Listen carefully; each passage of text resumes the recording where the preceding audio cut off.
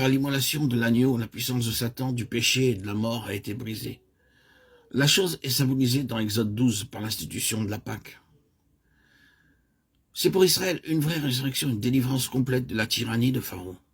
Or, peu après, il semble que tout soit de nouveau remis en question. Surpris entre des montagnes qui rendent impossible un changement de front, devant eux, la mer derrière eux, une armée qui les talonne, comme si l'Égypte avait juré de ressaisir sa proie. Le peuple angoissé croit à sa dernière heure venue. Mais au milieu de cette détresse, Dieu rappelle Moïse à la réalité spirituelle. Qu'as-tu à la main? Une verge.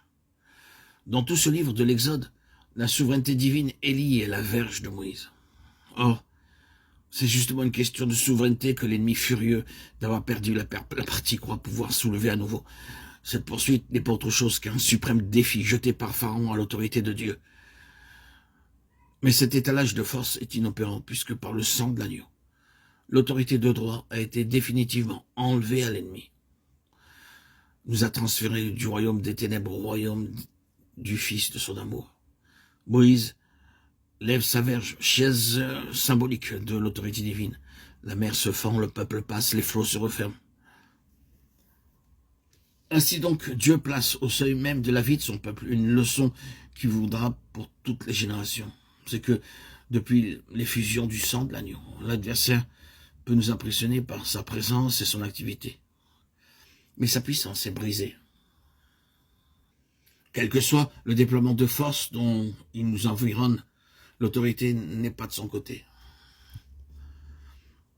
Ce n'est pas que quand tout se présente bien et que les Égyptiens sont bel et bien noyés qu'il faut croire à la victoire. C'est à l'heure tragique où tout semble contre nous. La victoire qui triomphe du monde, c'est notre foi.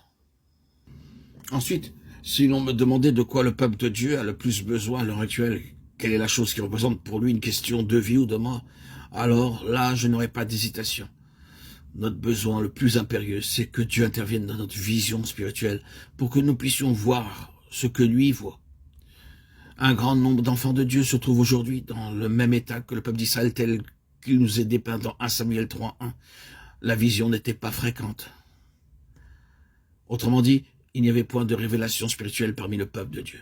Et il en résulte pour ses frères et sœurs dans la foi un état d'inutilité spirituelle. Leur témoignage est sans portée, sans effet.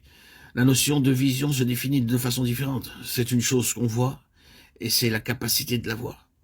Et dans cet ordre d'idées, l'apôtre Paul a été envoyé pour ouvrir les yeux des aveugles spirituels, pour présenter à ses yeux ouverts le Seigneur Jésus.